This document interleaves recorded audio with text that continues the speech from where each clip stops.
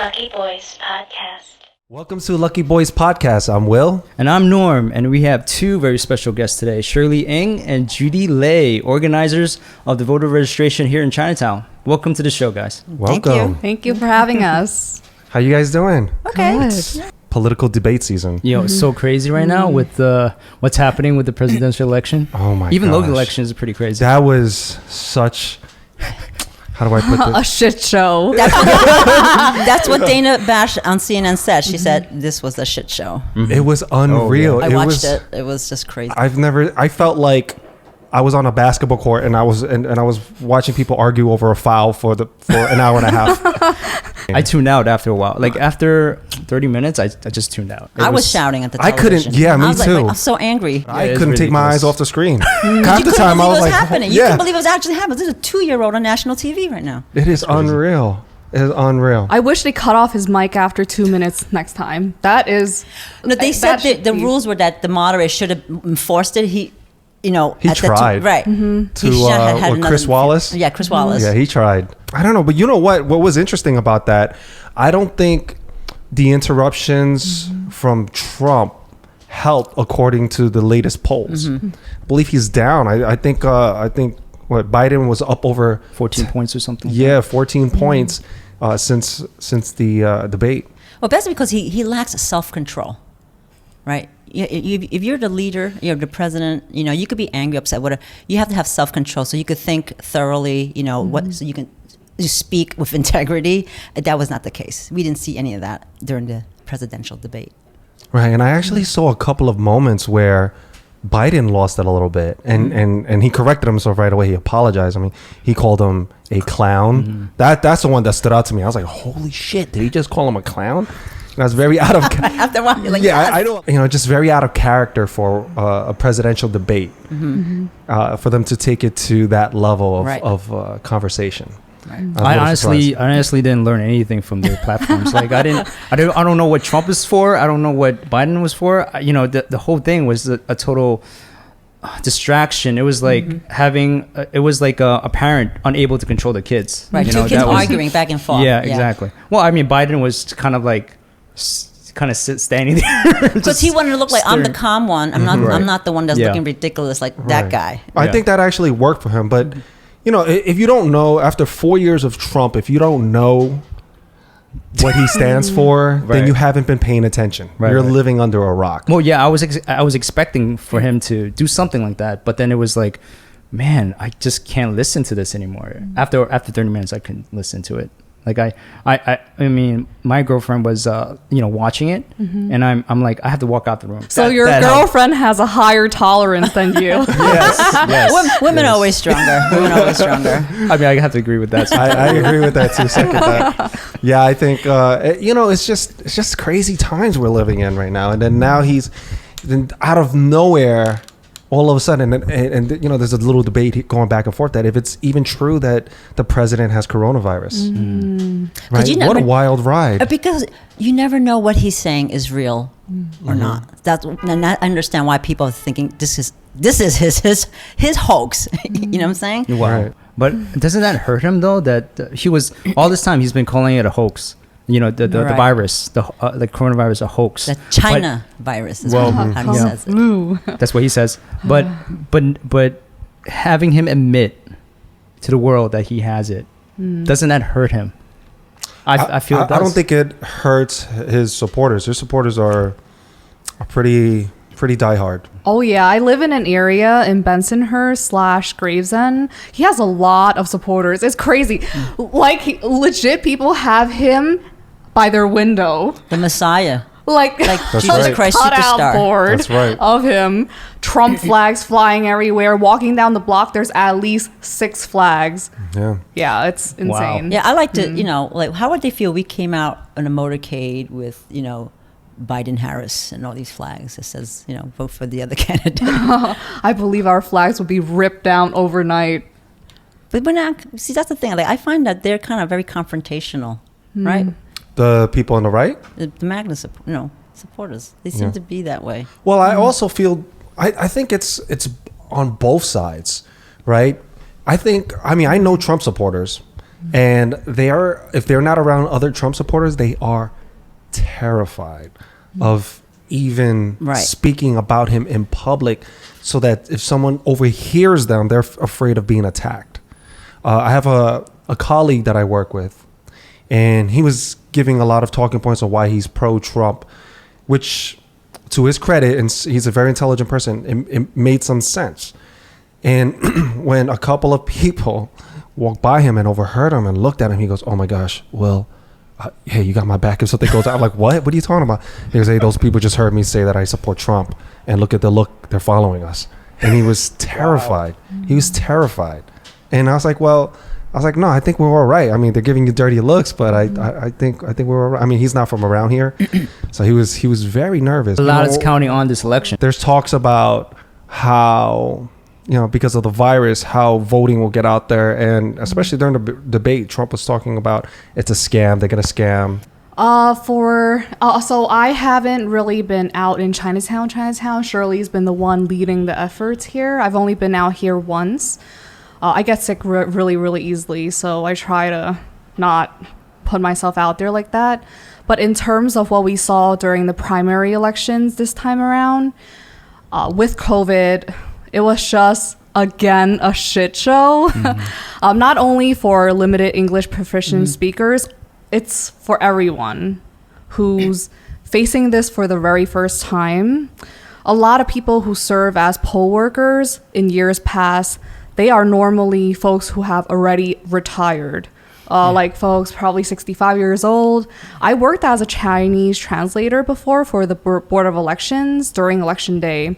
And the poll site coordinator there, she was on a walker and she was sleeping sometimes. All right, I'm gonna get like blacklisted forever over the Board of Ed. But that's very true though. These are volunteers, right? No, they get paid like $200 a day, right? Something like that. But most of them are retired or seniors. It's just like this side hustle to get some extra cash. Right. Right. Yeah. They don't have a full-time job. They're available to all day to be there. Yeah, it's like 6 to like 8 or something, depending on the polling site. Yeah, New York is 6 a.m. to 9 p.m. Yeah. So I have to say I give it up for every poll worker and translator or election day information clerk or whatnot. They work these 15-hour shifts, and you don't necessarily get to pick and choose where you want to go. They assign you based on the needs, and if you are friends with the party boss or whatever and you request to be at a certain place, you'll get placed. But someone like me, I lived in Sunset Park. I had to travel to Carroll Gardens. It wasn't too far from where I lived, but I still had to wake up at least an hour beforehand just to get there on time at 6 a.m. Mm-hmm. So that is definitely a challenge. And that's before COVID happened.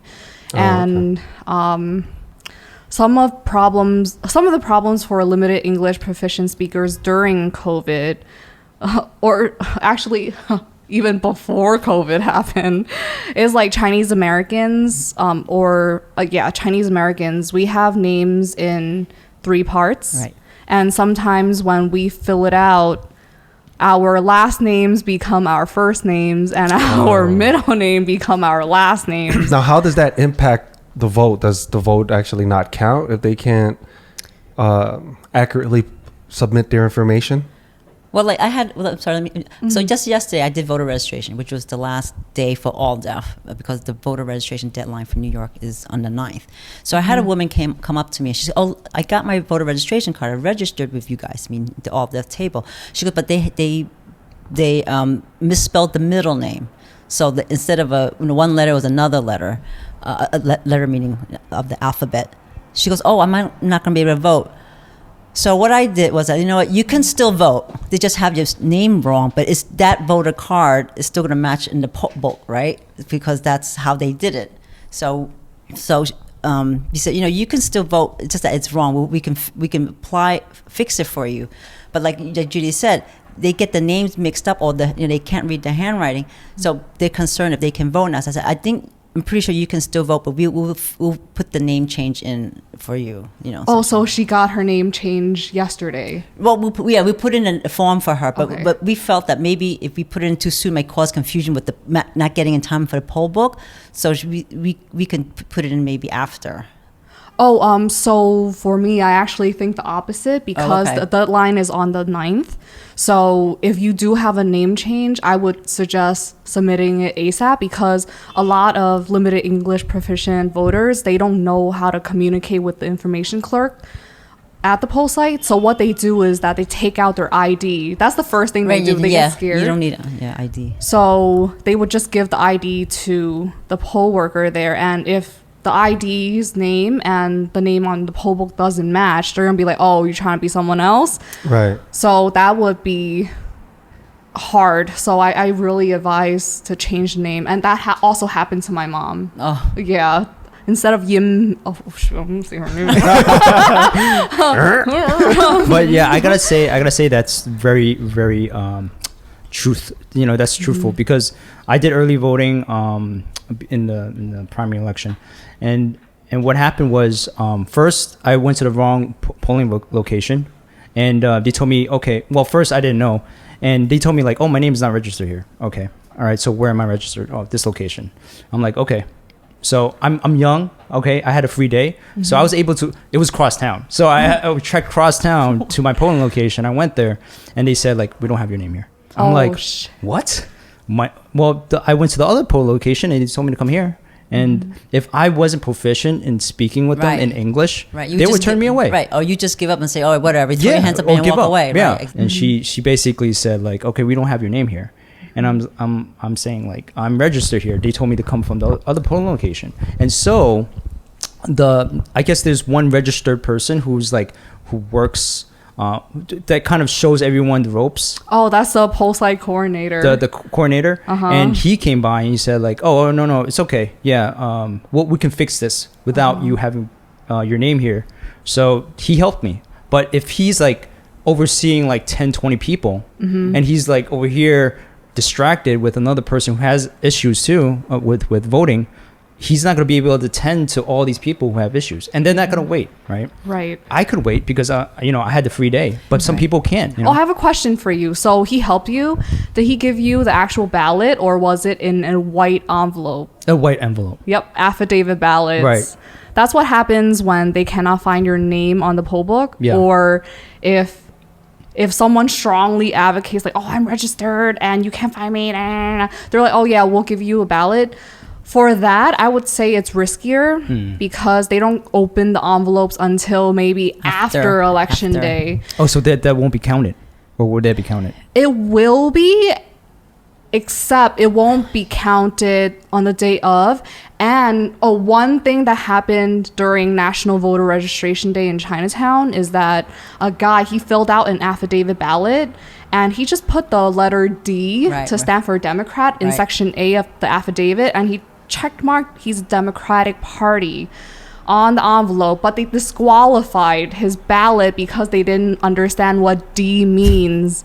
When they asked for his party. Right. And this guy is a Chinese dude. They wanted the word spelled out instead of the letter, him writing a D. It has to be very specific. Yeah. Wow. And then the voter told me, he's like, oh, this is completely shit. You brought it up. You brought it up. He was like, oh, it's discrimination. If it's a Republican, I'm pretty sure they're going to count it. He was really angry. And like you said, he always voted at PS 130 in Chinatown. So he was like, oh, I don't understand how my name is not there. Is this more like a willful oversight? On whose end? On the location where they are submitting the vote. It's a call that the poll site coordinator or people who are working there has to make if they cannot find someone's name in the poll book. Especially now during COVID. But even before, there was just so much friction. And it can almost feel like, I guess, as unpleasant as going to the DMV. There is a lot of friction. Oh, yeah. There's a lot of... I've been on a lot of coalition calls during COVID, and everyone is trying to solve problems because the BOE has its own problems. Now, what's the BOE for people? Board of Elections in New York City. Right. And trust me, I've also worked there as a Chinese translator full time, translating all the materials coming in, and I see how they work, and they do work hard. They stay until midnight. And I'm like, yo, girl, I'm tired, and people are still going. They work really hard for every single election. What are they doing exactly, like late at night? Like just processing the applications, voter registration applications? That, and they also have to format the ballots. If they receive a complaint that a ballot has too small of a font, they will have to work to enlarge it, and that will have to go through 2 or 3 departments. So they are listening, and they're trying their very best. It's just that maybe sometimes it takes a while to get things done. And I guess for me, I always give them a benefit of a doubt. And I guess I was a younger person working there at the time. I think I was 26 or 27, and I prefer to work somewhere a little faster. That's why I left. How long have you guys been involved with this? I started out as a volunteer at AllDef in 2009, and I was still in college. And I wasn't necessarily in the voting rights program, and I applied to be the voting rights coordinator for I think twice, and I didn't get it because I was young. And finally in 2014 I got hired. And then my contract ended in 2015. In 2018 they called me back and they're like, hey, we need you. I was like, hey, why not? How about you, Shirley? She's doing a great job. I just started working with AllDef in May of 2019.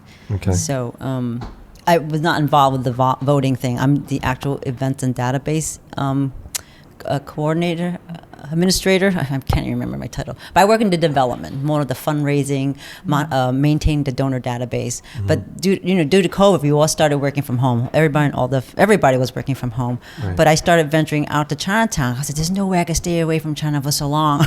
so we started working from home like mid-March, right? Mm-hmm. A boss said, no, we're all going to stay home. So come like the first week or second week of April, I said, I'm going to Chinatown. I gotta see what's going on. It just felt so depressing because you see all the photos. Thick of it.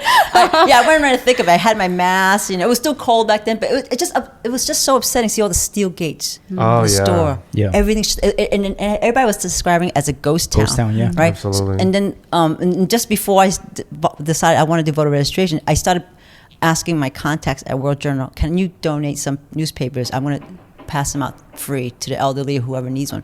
Because I felt having access to the news was very important. Because everything was shut down. No one knew how to get any services. Yeah. So we keep talking about, language barriers. So how does my 89-year-old Ngin, my maternal grandmother, know where to get their free meals, right? Because usually they'll call stores or physically walk in. Yeah. But now, everything we saw was like, oh, you can register online. I said, well, you're going to tell me my, Chinese speaking grandmother who's 89 has no access to register online? I'm like, please. They probably don't even have internet access. So that's why I said, we got to get them news. So I on a few occasions, a couple of Sundays, I gave out like 75 copies of the newspaper just in the street, just giving them out. Everybody wanted them. Yeah. Because it's like, how are they going to get their free meals or know where the next free COVID test is going to be? Right. Things like that. That's very important. Like, they might have WeChat, I don't know, they have phones, but they might not have news. They don't have access to radio or television. Right. And we want to make sure that, I think it's great what you did there. You wanted to make sure that these seniors or like your grandma didn't get left behind. Right. Just access to the news. Just like voter registration. Like I just really did the voter outreach portion, being out there. But Judy's really behind with working with Jerry. Advocating about changing rules and laws across the nation. All that. I'm just like the person that was behind the table. So when who's Jerry? He's a director of democracy program. Jerry. Hey, shout out to Jerry. He's the director. He's an attorney, right? He's an attorney. Director of democracy program, and he's an attorney in the program. And so what happens is we do an exit poll every single election talk about year. The exit poll. Yeah. Oh, right. Should we get into that now? We're here. Yeah, let's do it. No, finish talking about Jerry. We'll finish. We're very free flowing. There's no script, so. Yeah. Okay, cool. Yeah, if you want to go there, let's go. So she and I we were both in Philadelphia doing the exit poll, so you could start first. Right. So for the exit poll, so every election cycle, we do something called the Asian American Election Protection Project, where we do the exit poll and also a poll monitoring program. And how it works is we go to states that's triggered for Section 203 and 208 of the Voting Rights Act, in which polling places have to provide bilingual translators and also translated materials at each poll site. And we went to 14 states and Washington, D.C. in 2018. And we've been doing this since 1988. The exit poll component is where we have volunteers stationed outside of a poll site, and when we see an Asian American voter coming out, we just like run after them.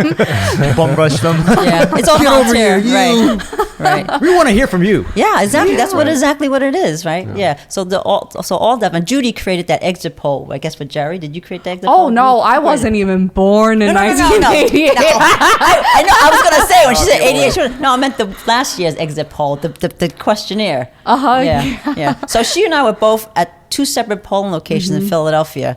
So it was interesting when I went to, it was in a Greek church. So just 2 blocks away was a senior home, which was very diverse, but there happened to be a lot of Asians in this, Asian seniors. So this was their polling location. So when I walked in, that the coordinator thought I was the interpreter to help out. I said, no, I'm here with all deaf, and which they were aware of. So they go, I said, I'm here with all deaf doing the exit poll, right? Their interpreter never showed up. Oh yeah. So I started being the interpreter. I actually asked them. Remember, right? No, I asked them because I walked inside too, and I was like, "Hey, where is the interpreter?" And they're like, "Oh, usually it's this high school student that we get from a community-based organization's head honcho's like a daughter or something who comes here every election cycle." She wasn't there that election.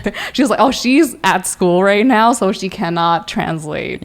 Yeah. So I ended up helping the seniors, plus as a volunteer, and doing the so imagine if I wasn't Chinese, majority was Chinese, they spoke Cantonese. If I wasn't there, they wouldn't be able to vote, because remember, it was also the first time they had the new ballot machine. Oh boy. So it was all electronic, but it was only in 2 languages, English and Spanish. Right. So I think every state or district has different type of voting machines. So this one. So because Philadelphia, they're not triggered for Section 203 of the Voting Rights Act. That's why they're only mandated for English and Spanish. And I promise you, every little thing that we're talking about right now boils down to the census and how much voter turnout we get from the Asian American community. So that's why it's very important to fill out the census, so that they are aware that we exist within those communities. Exactly, Asian representation. Because it's the same thing with voter. If we don't vote, if we don't represent ourselves, if it seems like we're not there, or we're this little that our issues don't matter. Right. Also, the formula, I didn't get to talk about that. So how it gets triggered is that after every census, they do something called redistricting, where they find pockets of communities in a certain state. Either your threshold is 5 to 6% of your area, or your 10,000 of your area. That can determine whether we get the Asian language triggered for Section 203. So there needs to be a certain amount of people that's living within that community in order to qualify like or need, be right? To recognized. show that there's a need, yeah. Right. So there has been a lot of population changes over the course of the last 10 years in the area where I'm living right now. Because back then it was like Italians, Russians. Now it's like a bunch of Chinese. Yeah. And I don't know how personally to convince Chinese aunties to fill out their census. Their census, like, yeah. It's important. Right, because I think a lot of them, like, they just don't trust the government or whatever it is. They're like, why do you need my information for? Why? It's Some of them ridiculous. quite don't understand what it is They don't. at all. Yeah. They don't. I do want to ask, like, so you guys have been doing this for quite a while. You've seen a lot, and especially within the Asian community. How have things changed, or has it changed at all in the last decade with regard to voting and just being involved in politics? I'm gonna jump right. Go right ahead, Judy. I get so I'm gonna sit back angry. right here. Go ahead. No, I mean, in terms of voter turnout, when I was doing it in 2009, 10, 11, 12, 13, during the exit polls, I see a lot of older Chinese American voters coming out to vote, grannies with their cane, dudes with their walkers. Yeah. And I don't see a single Asian American professional. Maybe I see 4. What? Oh, no, I'm lying. Maybe they are 10% of what I saw back then, and they usually come right after work. But within the past 10 years, I feel like a lot more Asian American younger folks are coming out to vote. And I don't know what the shift is.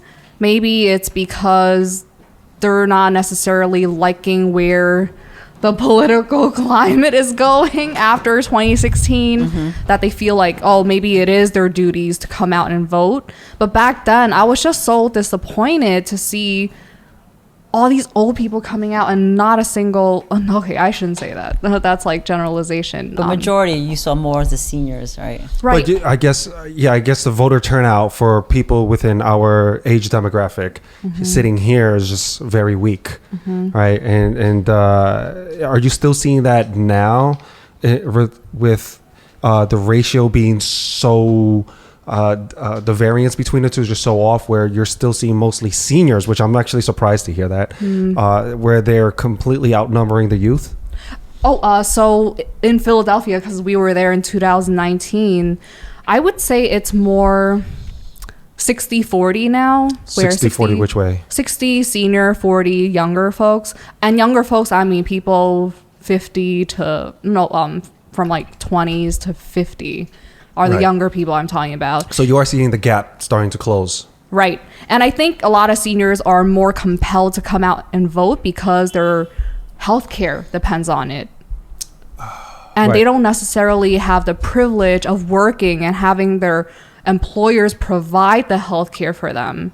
And I think that will wake up a lot of the older generation, especially my parents' age. I was like, yo, mom, you gotta vote. And she's like, why do I have to vote? Why am I spending my time waiting online? And I was like, if you want your health care and keep your medicine costs down, then you have to go out and vote. And so she was like, oh, okay. And I told her I'll bring her. And actually in every state, you can bring a person of choice, just not your boss or your union leader to go there and help you translate the ballot. It's the Section 208 of the Voting Rights Act. And is it also like because your mom wasn't comfortable going to vote? Is it because there wasn't anyone representing them at the polling location? Right. That's why it's important to have someone, a translator, to be there, so that they can advocate just in case or translate certain questions that they might have, right? Yeah, they should, like you said, there should always be an interpreter to help. Like when I went to Philadelphia, that person, that young high schooler didn't show up, so I ended up doing 2 jobs, right? Which was fortunate because, like I said before, if it wasn't me, who were able to help these Chinese seniors? So those seniors who lived nearby already knew who they wanted to vote for, right? So it wasn't so difficult. But the difficult part was helping them how to use the machine. And that year, it was a new machine for Philadelphia. And it was this huge, long strip of paper that you had to slip in a precise way into the machine, right? And then on the panel, you select the names that you want.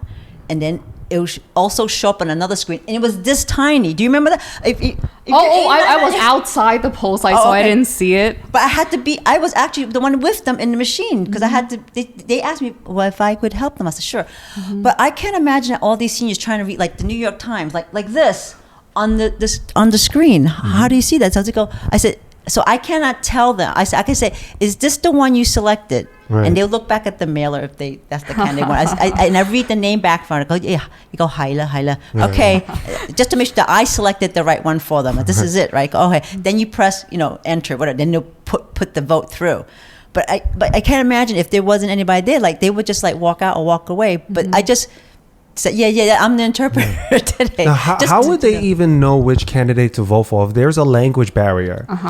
How would they know which candidate is going to be the right one to keep their medical costs down or protect their interests? So I also used to work for a political candidate.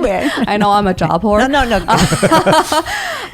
So what they do is they pass out palm cards, and in other states, the candidates' names, either they translate it into Chinese or they number the candidates on the ballots. Like, so in Florida, you just click on the number instead of the candidate's name. So it's easier on everybody. Right. But how would they know who to vote for? Like, so they what do does this campaigning. person stand for? Oh, so they do that. They actually do take their time out along the campaign trail and make a stop within the Chinese or the Asian communities. Oh yes. Yeah, I think in Philadelphia, because I was just near that senior home. And then I'm just assuming this candidate that they were all voting for, who was Asian, he either made a visit to the senior home or to their local senior center and just gave a speech, or just get to connect with them, and they just kind of went, oh yeah, we'll vote for you, we'll vote for you. So they will all come with the mailer that they got in the mail, and they say, this is who I want to vote for.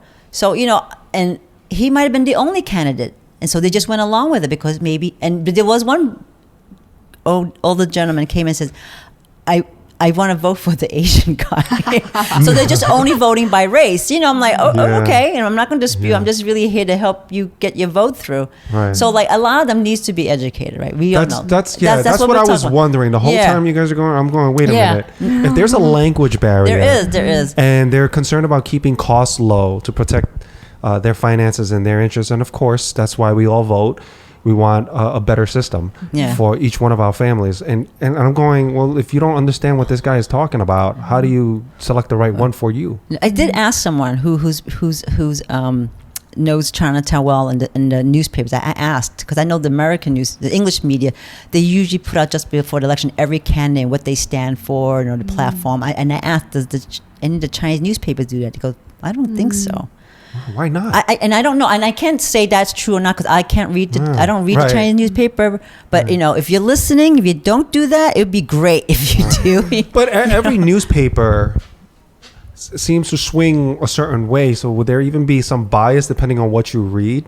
Well, you can buy an ad for yourself in the paper, and that's exactly what fair. my boss did back then, because she represents Lower East Side in Chinatown, and she was a Latina herself, and so she knew her strategy was always to target both the Latinos and the Chinese folks who are living in within her that area. neighboring towns. Right. You're killing two birds with one stone. That's it's a smart political strategy. Yeah. So if I might, Judy's Chinese much better than mine, but if I would try to educate the community, the Asian community, who the candidates are and what they stand for, so they can decide for themselves, not just say, oh, I just want to vote for the Asian guy. You know what I'm saying? Right. I mean, the Asian guy, great. I know exactly who you're talking about, and he's a Korean American, a city councilman in Philadelphia, and he did promise them health care. Okay. So let's hope he followed through. I mean, hey, I'm all for voting for the Asian guy. But the Asian guy needs to have, the right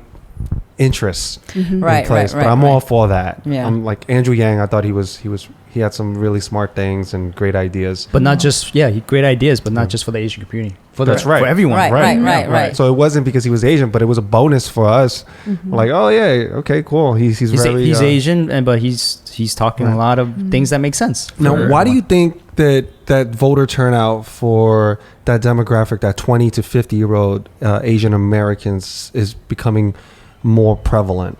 Right now, I mean, who's our president again? So do you think that's it? It's because we have a presidential candidate that they may be unhappy with, so that's really fueling them up to go out there and make a difference? Yeah, I had one older gentleman who said, I'm registering because I'm not happy with the current president. He's voting for the first time. Oh, wow. Yeah. And also, I believe voting became a lot sexier over the past few years, not even the past 10 years. And people are blowing it up over Instagram, Twitter. That's true. Celebrities are like, go and There's vote. hashtags. But this was like 4 years ago too. You mean, is it more sexier than 4 years ago? How do you define sexy in voting? I don't know. I think it has more appeal these days. More appeal? And it's almost people, if you tell someone that, no, I don't vote or I never voted, people look at you more like, oh, that's weird. Then years past where people just kind of took it like, oh, you didn't vote? Yeah, me neither. Like, not like it's going to make a difference. Yeah, right? exactly. I get a lot of that. But that's turning. That wave seems to be, I do see that tide. It's changing a bit, that narrative. People are believing that, you know what, my vote does count. And as a community, maybe I personally can't do something, but together as a community, we can really shift the landscape and protect our interests. Because I think part of that, people were starting to realize that we're in this together. Yes. You know, it's COVID. One thing COVID has made us realize is that we are in this together, for better or for worse, especially with Asian Americans. I've never seen us more cohesive than now. Right, being in Chinatown doing the voter registration, everybody, well, majority were all like the seniors, right? And you know, those who some were very excited to vote, and some who walked by goes, I don't want to register, I don't know who to vote for, you know. So you know, we try to explain to them, well, you know, your vote matters, right? Because you know, we want not just for representation, but the strength in numbers. But Absolutely. if 10,000 of you all have that same, you know, mentality, what's my one vote? We just lost 10,000 votes, right? Right. And that right. and that it counts. So your one vote counts. Right. And I think it's important to be heard. Yes. If they start seeing large clusters of people voting within the Asian communities throughout America, when they go up and make their political speech, their debate, when they say black, white, Spanish, and they'll stop right there, they're going to say Asian. Yeah. You know, so most of the time when I hear these presidential candidates or mayors or whoever, and they're speaking, at times I feel like the stepchild. I would strongly suggest going to vote early in person, especially in New York, just to avoid the crowds and also the shit show that would happen on election day. I just don't have a good feeling. Yeah, I know they're ramping up the police presence in a lot of these voting areas, and you know, it could be like a little civil war going on. You know, we're just so divided. So earlier I wanted to touch on this. I think a lot of Chinese Americans or people who are limited English proficient, they don't go vote because the voting process itself, it is daunting, like Shirley mentioned before. And nobody have ever educated them on what voting looks like. Like, they didn't grow up here. Their parents didn't bring them to go and vote. So just walking into the poll site and seeing people sitting around, you're just like, oh, who can I talk to? If the translator's using the bathroom out on a lunch break, you're on your own, basically. And that's exactly what happened in Bath Beach, Bensonhurst this past primaries where a Chinese mom, she went to vote for the first time, and nobody knew what they were doing, first of all. And so they're like, oh, this is your poll place, but we can't find your name. And I thought, oh, well, yeah, we found your name. Oh, wait, hold up, you're not here. Oh, they're like, oh, no, I'm sorry. Go to this table. And then she went to that table, and it's not her table. They bounced her. It was just a fucking shit show that her daughter testified, saying that, oh, my mom has such a bad experience that she's never going to go vote again. And I was like, fuck, not another one. So I think that's why it's so important to give yourself time to go and vote. Yeah, but going back to how she had that complaint with, you know, about her mom's experience, that has to be told, you know, just so that the city, state, whoever, the board of elections needs to know that things need to be rectified. Right, if they don't get defensive. Right. Otherwise, that's an obstacle to getting our votes counted, our Asian American vote. How does someone communicate that message to those people? Oh, so after every election cycle, and the BOE does not like us for this, is that we send meaning who? All deaf in general. Because they do such a great job. All deaf does such a great job. We write a letter. It's I wouldn't say it's a complaint letter, but it's a letter stating all the things that went wrong at each poll site, what happened.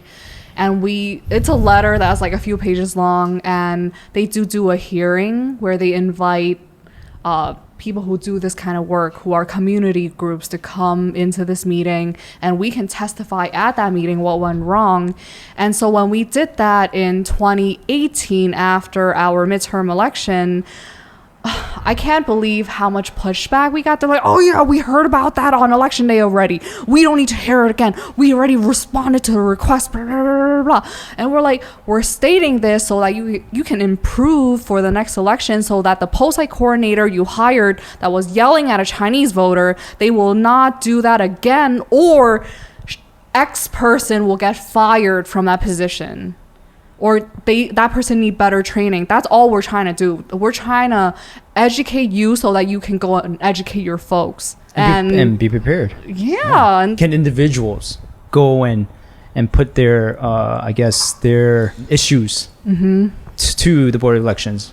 So they can call in to our hotline or email us if they do encounter a voting problem. And we are building out that platform right now. So they can tell us so that we can tell them. Because the BOE, I think they're scared of us at this point. And because you're raising your voices and being heard right now. So it makes sense that they're scared. Yeah. So every time a voter calls in a problem to us, we call the person coordinating the languages right away so that she would try to coordinate her people to rectify the situation. But by that time, the voter already left. Or if he or she is waiting online for an hour, then yes, they are determined to vote. But most of the time, if I'm there and 30 minutes has gone by and I still haven't cast my vote, I'm leaving. Right. Like, I got things to do. It's New York City, baby. Right, and it's unfortunate because they'll pass on. Well, I just came from the polls and they couldn't find my name. What's the sense of voting? And they'll pass it on to their other friends in their peer group, and they'll probably, Mohola, it's just mafan. They couldn't find so and so's name, and it's gonna be too much trouble. But don't go. But that's the translation, folks. But they keep complaining because otherwise they won't know there's issues. And that's part of voter suppression. I think making it difficult for people to vote. Right. I think they have to also let some of these politicians know, especially if they're the ones getting the short end of the stick, where they're you're voting for a certain candidate and they didn't. You couldn't cast a vote for that person that you wanted. I think also let that candidate be aware of it, so since they could use their platform and speak up on it, whether they're in office or going for that office. I think that's certainly, nowadays with social media, that's something that you could shine a big light on. Yeah. Get a lot of attention. You get the right hashtag. Right. Tag those elected officials, right? Yeah, it's going places. So, that's the beauty of I guess, on the with social media, is that, people are reachable now. You don't have to talk to this person. It's like 3 people or 4 people before you get to this person. You can go directly at them.